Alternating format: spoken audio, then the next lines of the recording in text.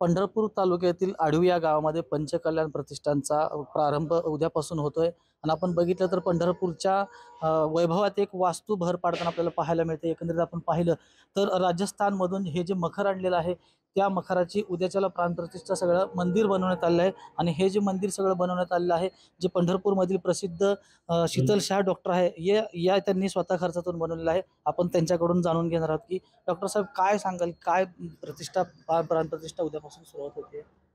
ह्या मंदिरामध्ये श्री मुनीश्वरच भगवंतांची मूर्ती विराजमान केली आहे आणि त्यांचा प्रतिष्ठा करताना हा 5 दिवसाचा पंचकल्याण एक महोत्सव आम्ही या ठिकाणी करणार आहे।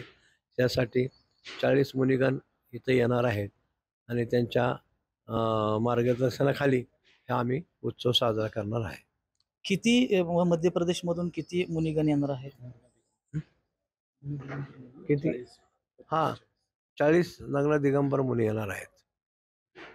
हे मंदिर जी वास्तू उभा केलेली आहे हे किती फुटाचं आहे आणि कशा पद्धतीने बनवलेलं आहे? हे साधारण 85 बाय 45 फुटाचं मंदिर आहे।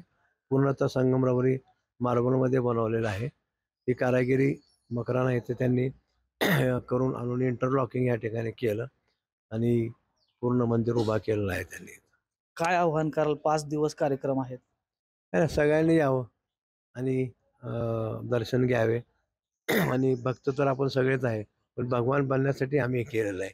हे सगळं सोडायचंय आणि इथंच राहणार बाकी सगळं।